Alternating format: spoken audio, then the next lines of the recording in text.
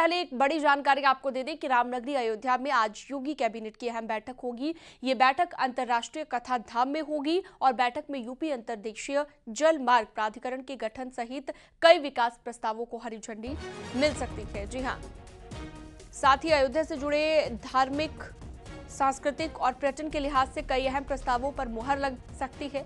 खबर यह भी है कि कैबिनेट की बैठक में पर्यटन विभाग के 5 प्रस्ताव शामिल होंगे, जिसमें बसंत पंचमी और मकर संक्रांति के मेले को प्रांतीय मेले का दर्जा मिल सकता है।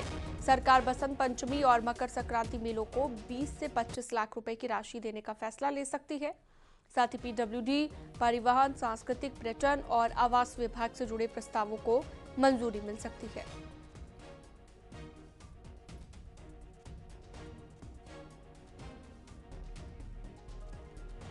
तो चुनावी राज्यों में चल रहे प्रचार में राम मंदिर का मुद्दा खूब उठा और इस बीच योगी कैबिनेट आज रामलला की शरण में होगी, यानी कि आज अयोध्या में योगी कैबिनेट की बैठक होगी, जहां पर दर्शन पूजन के बाद योगी सरकार अयोध्या को लेकर अहम फैसला लेगी। साथ ही माना यह भी जा रहा है कि इसी मीटिंग के बाद कैबिनेट का विस्तार होगा।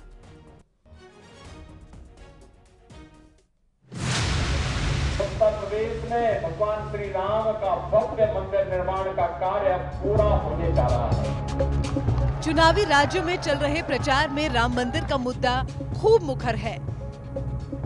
बीजेपी के स्टार प्रचारक पीएम नरेंद्र मोदी से लेकर यूपी के सीएम योगी आदित्यनाथ तक 22 जनवरी को प्राण प्रतिष्ठा की तारीख याद दिलाकर एक अहम वादे को पूरा करने की घोषणा कर रहे हैं।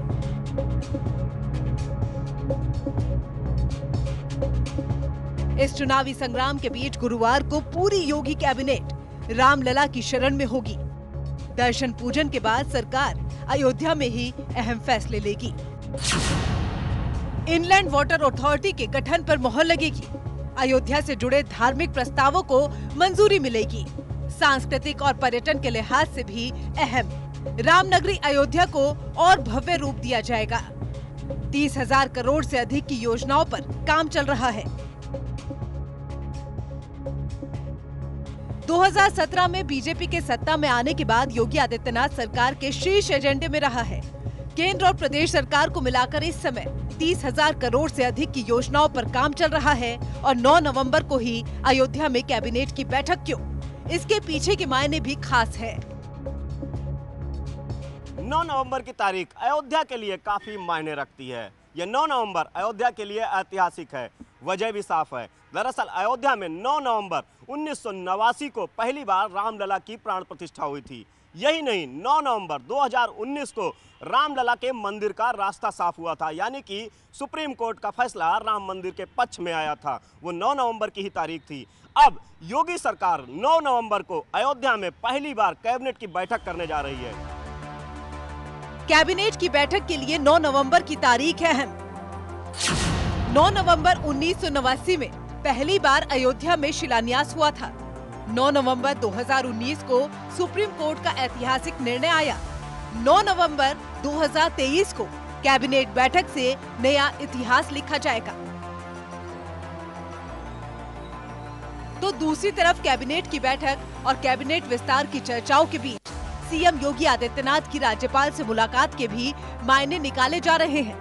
माना जा रहा है कि 10 नवंबर को ही योगी कैबिनेट का विस्तार होना है, जिसमें 8 नए चेहरों को शामिल किया जा सकता है।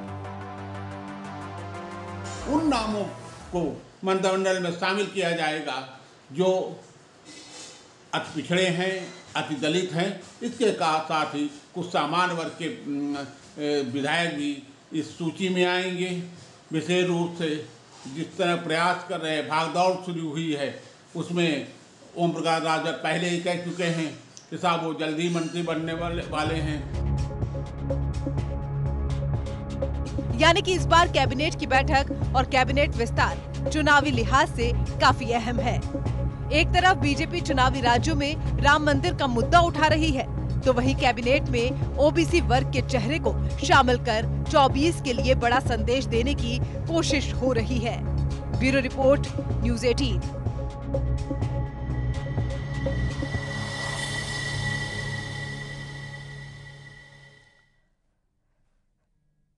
और इसी बीच एल्विश मामले को लेकर एक बड़ी खबर आ रही है। नोएडा पुलिस के दोबारा बुलाने पर एल्विश नहीं पहुंचा। सूत्रों से मिली जानकारी के मुताबिक एल्विश का फोन स्विच ऑफ है और आज सीजीएम कोर्ट में 5 आरोपी पेश किए जाएंगे।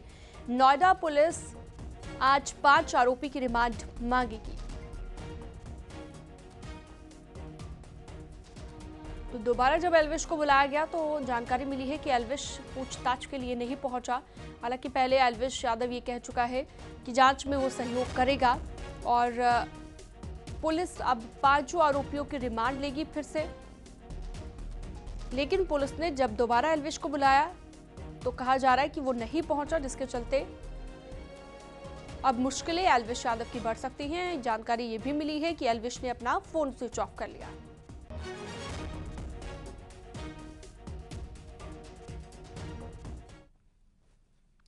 जयपुर से दिल्ली आ रही स्लीपर बस में भीषण आग लग गई। इस घटना में 2 लोगों की जलकर मौत हो गई और 10 से 12 लोग झुलस गए।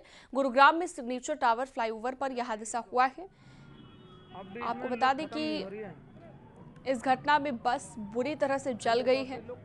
तस्वीरें भी आप देख रहे हैं। जयपुर से दिल्ली ये बस जा रही थी, जिसके साथ हादसा हुआ। बस के फटने के चक्कर में ये इस टावर के पास है। ये देखो।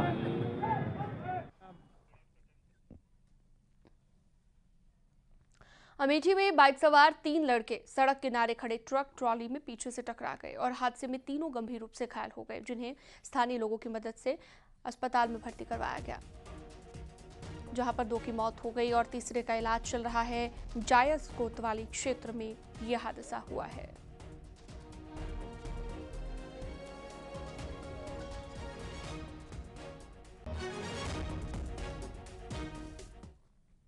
इटावा के भरथना में पुलिस की गश्ती जीप बेकाबू होकर पेड़ से टकरा गई। हादसे में 2 लोग, दारोगा समेत 3 लोग घायल हो गए हैं। घायल पुलिस कर्मियों में भरथना कस्बा चौकी प्रभारी हकीम सिंह, सब इंस्पेक्टर अनिल कटियार शामिल हैं। तीनों को इलाज के लिए सैफई मेडिकल यूनिवर्सिटी में भर्ती कराया गया है।